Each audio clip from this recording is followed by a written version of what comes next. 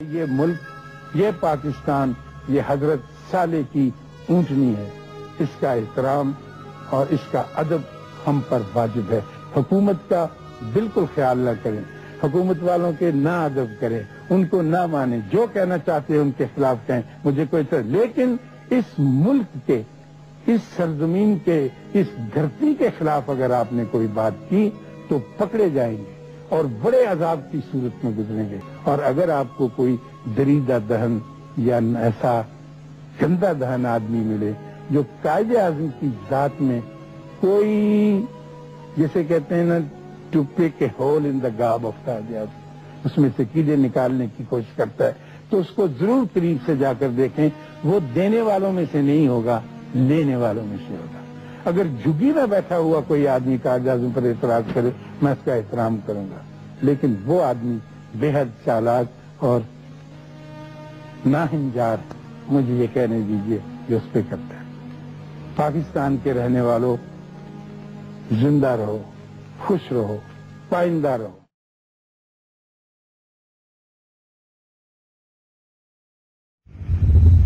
میرا حق تھا، میں پاکستان کا محب ہوں نا، میں نے اپنا حق ادا کر لیا کہ ایک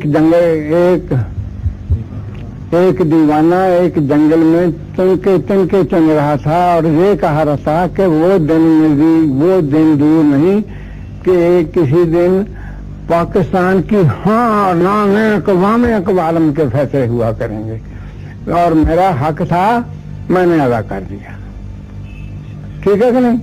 ہاں ہاں، حق تھا، میں نے ادا کر دیا۔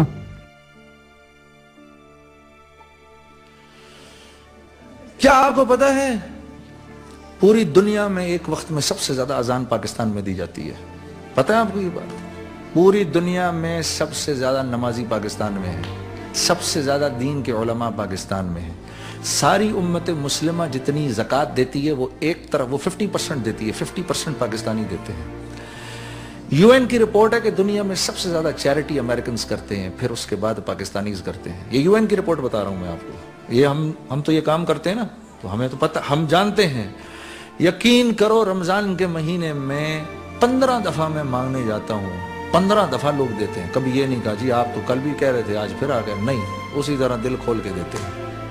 ہاں، ایک وقت میں قرآن کے سب سے زیادہ حفاظ پوری دنیا میں پاکستان کے اندر ہیں۔ ہاں، سب سے زیادہ روزے رکھنے والے وہاں پر، سب سے زیادہ پوری دنیا میں سب سے زیادہ حجاج کس ملک کے ہیں؟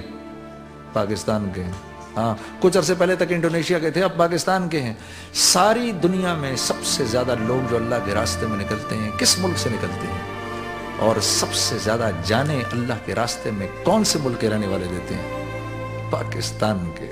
ٹھیک ہے، پھر بھی پاکستانی ہے، پاکستان وہ پاکستانی ہے، بھائی بس کر دے بھائی، یہ اللہ کے رازوں میں سے ایک راز ہے یہ ملک، اور امت مسلمہ کی بقا ہے یہ ملک۔ پوری امت مسلمہ کی بقا اگر کوئی ملک ہے اس وقت تو وہ کون سا ملک ہے؟ پاکستان۔ ہمیں تھوڑا ٹھیک ہی ہونے کی ضرورت ہے نا، تو انشاءاللہ ہو جائیں گے، ہو جائیں گے۔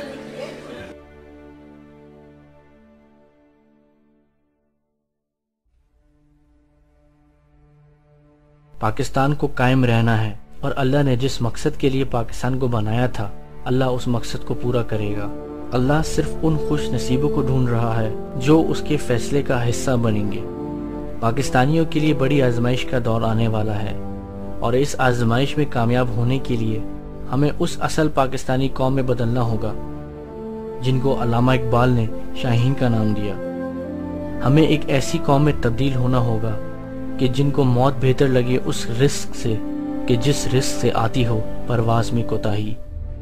ہمیں وہ غازی بننا ہوگا کہ دو نیم ہو جن کی ٹھوکر سے صحرا اور دریا، سمٹ کر پہاڑ ہو جن کی ہیبت سے رائی۔ وہ ہماری زندگی کا مقصد اللہ کے دین کی سرفرازی، ہم اسی لیے ہوں مسلمان، ہو ہم اسی لیے نمازی۔ اللہ سبحانہ تعالیٰ کو لاکھوں اور کروڑوں کی ضرورت نہیں، اللہ اپنے کام صرف 313 مضبوط ایمان والوں سے بھی کروا سکتا ہے۔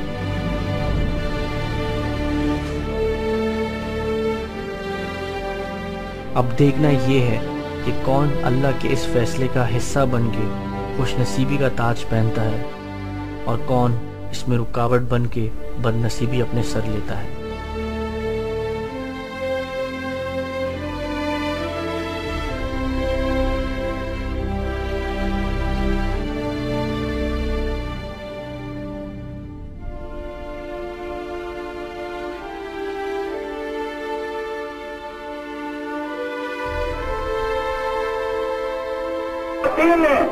پاکستان کے بچوں نے اس کو مسترد کر دیا ہے اور ہم پاکستان کے حکمرانوں سے بھی، سیاسی قیادت سے بھی اور وہاں کے عوام سے بھی یہ مطالبہ کریں گے کہ پاکستان اسلام کے لیے حاصل کیا گیا ہے اور اس کو اسلام کے لیے ہی استعمال کیا جانا چاہیے۔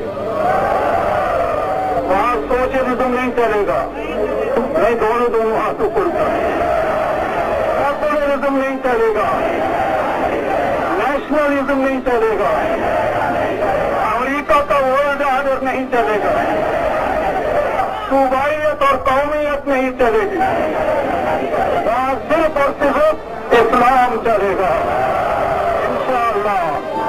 سارے بولو انشاءاللہ، انشاءاللہ۔ اور اسلام کی نسبت سے ہی، اسلام کی نسبت سے ہی، اسلام کے تعلق سے ہی، اسلام کی محبت سے ہی ہم پاکستانی ہیں، پاکستان